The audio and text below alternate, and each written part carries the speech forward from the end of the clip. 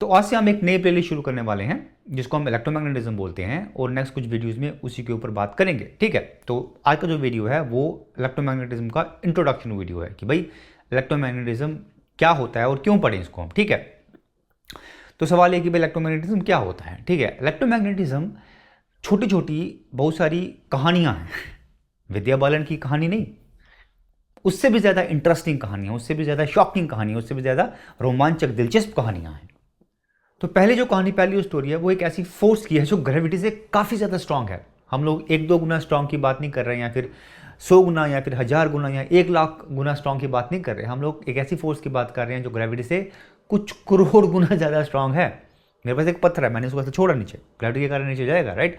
Imagine करो एक ऐसी फोर्स जो इस फोर्स से कुछ करोड़ गुना ज़्यादा फोर्स है, उसकी कहानी है।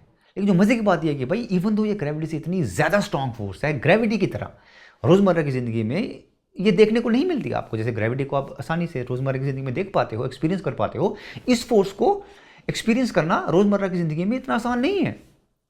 ठीक है, लेकिन उससे भी ज़्यादा एक हैरान परेशान करने वाली बात है वो ये है कि भाई इवन दो इस फोर्स को आप रोज़मर्रा की ज़िंदगी में आपको देखने को नहीं मिलती है, यही फोर्स रिस्पॉन्सिबल है जिसने आपको और मेरे को, यानी हम सबको जोड़ के रखा हुआ, बांध के रखा हुआ। अदरवाइज कब के टूट के बिखर जाते हम लोग। हम ही लोग नहीं, कोई भी लिविंग ऑब्जेक्ट ले लो, कोई भी नॉन लिविंग ऑब्जेक्ट ले लो, सभी ऑब्जेक्ट्स को, सभी चीज़ों को इस फोर्स ने बांध के रखा हुआ है। यही वो फोर्स है जिसके कारण हम एग्जिस्ट करते हैं, अदरवाइज कब के टूट के बिखर जाते हैं। ठीक है, तो अभी जिस फोर्स की कहानी है उस फोर्स को हम इलेक्ट्रिकल या फिर इलेक्ट्रोमैग्नेटिज्म फोर्स बोलते हैं। ठीक है, तो नेचर में, कुदरत में 4 तरह की फोर्सेस मिलती हैं आपको। उसमें से एक फोर्स हमने मैकेनिक्स में देखी थी, ग्रेविटेशन फोर्स। ये वाली जो फोर्स है वो दूसरी फोर्स है। ठीक है, तो इवन तो हाँ, जैसे हमने बोला कि भाई रोज़मर्रा की ज़िंदगी में इतनी आसानी से आपको देखने को नहीं मिलती है, लेकिन आई एम श्योर आप में से हर एक की बचपन में इसके साथ जाने जाने में मुलाकात ज़रूर हुई होगी। आप में से हर किसी ने शायद कंघे को ऐसे बालों के साथ रब करके कुछ कागज़ के टुकड़ों को उठाया होगा, अट्रैक्ट किया होगा। जिस फोर्स से कंघा जो आपका वो कागज़ के टुकड़ों को अट्रैक्ट करता है, अपनी तरफ खींचता है, वो फोर्स जो है वो इलेक्ट्रिकल फोर्स का एक रूप, एक शक्ल है। उसके और रूप भी हैं, लेकिन वो उसका एक रूप है, उसकी एक शक्ल है। ठीक है, दूसरी कहानी ये है कि भाई कैसे आपका एक बचपन के खिलौने ने, एक नन्ही सी फोर्स जिससे आप कागज़ के टुकड़े को उठाया करते थे, कैसे उसने आपकी दुनिया को बिल्कुल चेंज कर दिया। उसने आपको एक ऐसी दुनिया दी है जिसमें आपके पास कंप्यूटर्स हैं, आपके पास टीवी है, आपके पास मोबाइल्स है, आपके पास स्मार्टफोन्स है, आपके पास बिजली है और पता नहीं क्या क्या है, राइट। तो नेक्स्ट टाइम जब आप फोन पे किसी से बात करो, मोबाइल पे किसी से बात करो या फिर टीवी देख रहे हो, तो आप याद करो कि भाई इस सब के पीछे वो नन्ही सी फोर्स, एक वो मासूम सी फोर्स है जिससे आप बचपन में कागज के टुकड़ों को उठाया करते थे। ठीक है, और तीसरी कहानी 2 लोगों की है, ऐसे लोग जिसके कारण ही आप, ये नन्ही सी फोर्स है आपकी, उससे आप मॉडर्न वर्ल्ड क्रिएट कर पाए। और ये जो 2 लोग हैं ये एक दूसरे से बिल्कुल अलग थे, बिल्कुल जुदा थे, बहुत डिफरेंट थे एक दूसरे से। और ये थे जेम्स क्लर्क मैक्सवेल और माइकल फैराडे। ये उनकी भी कहानी है। मैक्सवेल जो थे वो काफ़ी अमीर फैमिली में पैदा हुए थे, उनको अच्छी एजुकेशन मिली थी, वो ब्रिलियंट मैथमेटिशियन थे। ठीक है, लेकिन हमारे जो माइकल फैराडे भाई साहब थे वो गरीब फैमिली से थे, वो लोहार के घर में पैदा हुए थे। पढ़ाई वगैरह उनको अच्छी नहीं मिली थी, वो खुद उन्होंने अपने आप को सिखाया था। ठीक है, इक्वेशन उनको मैथ के समय में नहीं आती थी, वो खाली इमेजिन करते थे, वो विजुअलाइज करते थे, राइट। तो इवन तो दोनों एक दूसरे से बहुत अलग थे, लेकिन एक दूसरे को समझ पाई है। और इन दोनों ने हमको नेचर को, कुदरत को देखने का एक नया ढंग दिया, नया नजरिया दिया, नया लेंस दिया, एक नई पिक्चर दी नेचर की, जिसने हमारी मॉडर्न वर्ल्ड के दरवाजे हमेशा हमेशा के लिए खोल दिए।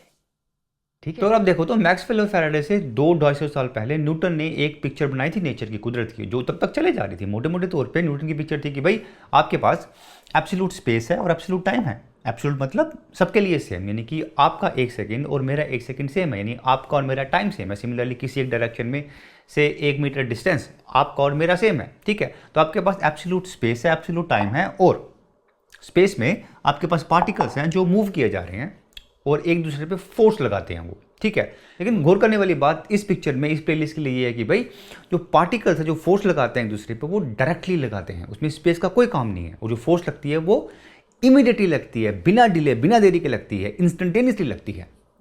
फॉर एग्जाम्पल हमारे पास पता है अपने को कि भाई सूरज के इर्द गिर्द अर्थ मूव करती है, राइट।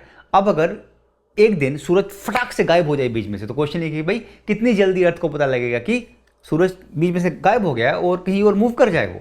तो इस पिक्चर के मुताबिक अर्थ को, जमीन को इमीडिएटली एकदम पता लग जाएगा कि भाई सूरज नहीं है, चलो कहीं और चलते हैं, ठीक है। तो ये न्यूटन की जो पिक्चर थी कि भाई फोर्सेस डायरेक्टली लगती हैं, माइकल फैराडे को वो समझ में नहीं आ रहा था, राइट। माइकल फैराडे को लगा कि भाई ये जो ऑब्जेक्ट्स हैं वो स्पेस को किसी तरह से चेंज करते हैं, और ये जो चेंज स्पेस है, बदला हुआ स्पेस जो है, वो जाके दूसरे ऑब्जेक्ट पे फोर्स लगाता है, और इस चेंज को ए से बी तक पहुंचने के लिए टाइम लग सकता है। उनको लगा फोर्सेस ऐसे लगती हैं। अब ये जो चेंज स्पेस है, माइकल फैराडे ने इसको एक मकड़ी के जाल की तरह इमेजिन किया, ऐसा कुछ इमेजिन किया जो बहुत सारी लाइन से भरा पड़ा हुआ है, और इन लाइंस को उन्होंने लाइन ऑफ फोर्स बोला। बाद में आके मैक्सवेल ने इस ख्याल को, इस इमेजिनेशन को उन्होंने इक्वेशंस की शेप में लिखा और एक नया कॉन्सेप्ट बनाया जिसको फील्ड कॉन्सेप्ट बोला गया, ठीक है। तो फैराडे और मैक्सवेल ने जो नेचर की नई पिक्चर बनाई वो ये थी कि भाई आपके पास स्पेस है, टाइम है, पार्टिकल्स हैं, लेकिन अभी आपके पास फील्ड्स भी आ गया अभी। तो पार्टिकल जो हैं वो एक दूसरे पे फोर्स जो लगाते हैं वो फील्ड्स के जरिए लगाते हैं, ठीक है। तो अभी एक चीज़ जो इस प्लेलिस्ट में हम नहीं पढ़ेंगे, लेकिन आपके दिमाग में जस्ट एक कीड़ा डालने के लिए, थोड़ा सा बग डालने के लिए, थोड़ी सी एक्साइटमेंट, क्यूरियोसिटी, जब बेचैनी पैदा करने के लिए मैं आपको बता दूं कि भाई ये वाली पिक्चर जो है वो दोबारा से चेंज होगी। आइंस्टाइन आके स्पेशल रिलेटिविटी में इस पिक्चर को चेंज करेगा और जनरल रिलेटिविटी में आके इस पिक्चर को चेंज करेगा, ठीक। चौथी कहानी है कि भाई कैसे दो इफेक्ट, दो फिनोमिना जो सदियों से हम देखे जा रहे थे, जो हमको बिल्कुल अलग अलग दिख रहे थे, वो एक ही सिक्के के दो पहलू निकले। तो सदियों से हम देखते थे कि भाई किसी चीज़ को आप रब करते हो जब, तो वो कागज के टुकड़ों को अट्रैक्ट करता है, तरफ खींचता है, तो इसको हम इलेक्ट्रिकल इफेक्ट बोलते थे, ठीक है। हम बोलते थे कि भाई जब किसी चीज़ को आप रब करते हो तो वो चार्ज हो जाता है। सिमिलरली सदियों से हम मैग्नेट्स को देखे जा रहे थे कि मैग्नेट जो होता है वो आयरन के टुकड़ों को अट्रैक्ट करता है। लेकिन अगर आप देखो ये दोनों इफेक्ट जो थे, इलेक्ट्रिकल मैग्नेटिक इफेक्ट, काफ़ी अलग अलग हैं। मैग्नेट का एक नॉर्थ पोल होता है, साउथ पोल होता है। मैग्नेट खाली आयरन या फिर मैग्नेट्स को अट्रैक्ट करता है। अगर आप एक चार्ज ऑब्जेक्ट को मैग्नेट के पास लेके आ जाओ तो वो अट्रैक्ट या रिपेल नहीं करेगा, कोई फोर्स एक्सर्ट नहीं करेगा, कोई एक दूसरे पर फोर्स नहीं लगाएंगे, ठीक है। तो दोनों के दोनों जो इफेक्ट थे काफ़ी डिफरेंट थे। हम सोचते थे कि भाई अलग अलग है, लेकिन अपने को पता लगा कि भाई दोनों के दोनों इफेक्ट जो हैं ये एक ही सिक्के के दो पहलू हैं। तो भी आपको थोड़ा आइडिया देते हैं कि भाई दोनों के दोनों जो इफेक्ट्स हैं वो एक ही सिक्के के दो पहलू कैसे हैं, ठीक है। तो मेरे पास अगर कुछ चार्ज है, तो अगर मैं फील्ड का कॉन्सेप्ट यूज करूं तो बोल सकता हूं कि भाई ये जो चार्ज है ये फील्ड पैदा करेगा, और ये फील्ड जाके किसी दूसरे चार्ज पे फोर्स लगाएगी, इसको इलेक्ट्रिक फील्ड बोलते हैं हम, ठीक है। सिमिलरली मेरे पास अगर एक मैग्नेट है तो बोल सकता हूं कि भाई मैग्नेट जो है वो मैग्नेटिक फील्ड पैदा करेगा, और वो फील्ड जाके दूसरे आयरन के टुकड़ों पे या फिर दूसरे मैग्नेट पे जाके फोर्स लगाएगी, ठीक है। तो बहुत बाद में अपने को क्या पता लगा फैराडे और बाकी और लोगों के एक्सपेरिमेंट्स के कारण कि भाई अगर आपके पास एक इलेक्ट्रिक फील्ड है, अगर वो चेंज कर रही है तो वो क्या पैदा करती है, मैग्नेटिक फील्ड पैदा करती है, ये वाली फील्ड पैदा करती है। और सिमिलरली अगर आपके पास एक मैग्नेटिक फील्ड है, अगर वो चेंज कर रही है तो वो क्या पैदा करती है, वो इलेक्ट्रिक फील्ड पैदा करती है, ये वाली फील्ड पैदा करती है, ठीक है। तो भी जल्दी से एक थॉट एक्सपेरिमेंट देखते हैं, ठीक है। ये थॉट एक्सपेरिमेंट थोड़ा गहरा है, थोड़ा डीप है, इसमें थोड़ी रिलेटिविटी भी इन्वॉल्व है, लेकिन आपकी रातों में थोड़ी नींद हराम करने के लिए, आपको थोड़ा बेचैन करने के लिए आपके सामने पेश करूंगा मैं, ठीक है। तो अभी 1 मिनट के लिए हम सब शायर बन जाते हैं, कवि बन जाते हैं, ठीक है, और सोचते हैं। तो आपके पास यहाँ पे एक चार्ज है, चार्ज के कारण इलेक्ट्रिक फील्ड है, और आप यहाँ पे खड़े हो तो आपको क्या लगेगा, आपको लगेगा कि भाई इस चार्ज के कारण यहाँ पे इलेक्ट्रिक फील्ड है, राइट। तो भी आप यहाँ पे खड़े हो तो आपका दोस्त यहाँ से भागता हुआ आता है, उसको क्या लगेगा, ये चार्ज है उसके कारण इलेक्ट्रिक फील्ड पैदा हो रही है, उसको लगेगा इलेक्ट्रिक फील्ड है यहाँ पे। लेकिन सिंस वो भाग रहा है उसको लगेगा भाई चार्ज भाग रहा है, चार्ज मूव हो रहा है, चार्ज मूव होगा तो इलेक्ट्रिक फील्ड चेंज होगी, और इलेक्ट्रिक फील्ड चेंज होगी तो हमने देखा कि क्या होगा, मैग्नेटिक फील्ड भी पैदा होगी, तो उसको लगेगा भाई मैग्नेटिक फील्ड भी है। तो जो आपकी इलेक्ट्रिक फील्ड थी वो आपके दोस्त के लिए मैग्नेटिक फील्ड भी है, यानी कि दोनों के दोनों इफेक्ट जो हैं एक ही सिक्के के दो पहलू हैं। तो अगर आप देखो तो कहानी यहाँ पे खत्म होने वाली नहीं है, अभी एक बहुत ही हंसी खूबसूरत समोल आने वाला है, एक हंसी हादसा होने वाला है हमारे साथ। अगर आप देखो तो सदियों से 2-2,500 साल से हम लोग ये जानने की कोशिश कर रहे थे कि भाई लाइट क्या होती है, अपने को समझ में नहीं आ रहा था। लेकिन जब हम इन मैग्नेट्स के साथ अपना माथा फोड़ी कर रहे थे, इन कॉइल्स के साथ अपना माथा फोड़ी कर रहे थे, समझ में आया कि भाई लाइट भी इलेक्ट्रिक फील्ड और मैग्नेटिक फील्ड का एक पहलू है, उसकी एक शक्ल है, उसका एक रूप है। और साइंस की हिस्ट्री में शायद ही इससे ज़्यादा हंसी हादसा हमारे साथ हुआ हो, जहाँ पता करने कुछ और गया, लेकिन ऐसी चीज़ अपने को मिल गई जिसको हम 2-2,500 साल से ढूंढ रहे हैं, जिसके पीछे पड़े हैं, जो अपने को समझ में नहीं आ रही। तो ये ऐसा कुछ हुआ कि भाई एक आदमी पूरी उम्र उसने निकाल दी हीरे की तलाश में, हीरे की खोज में, उसको नहीं मिला। जब थक के घर में बैठा तो घर वालों ने उसको एक कोयले की खान में उसको काम में लगा दिया, और जब वो कोयला निकाल रहा था वहाँ पे, तो वहाँ पे उसको हीरा मिला। ऐसा कुछ हुआ हमारे साथ, ठीक है।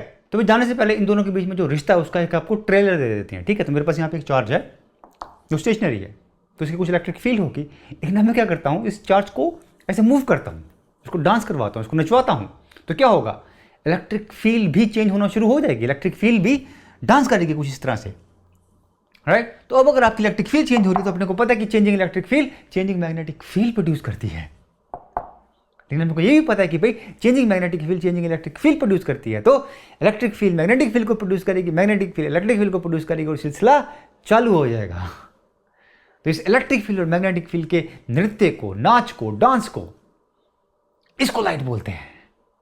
तो जैसा लोग बोलते हैं कि भाई चारों तरफ अंधेरा था, लाइट किसी को समझ ही नहीं आ रही थी, मैक्सवेल ने कुछ इक्वेशंस लिखी और उन इक्वेशन के साथ थोड़ी मस्ती की और लाइट समझ में आ गई। Thank you.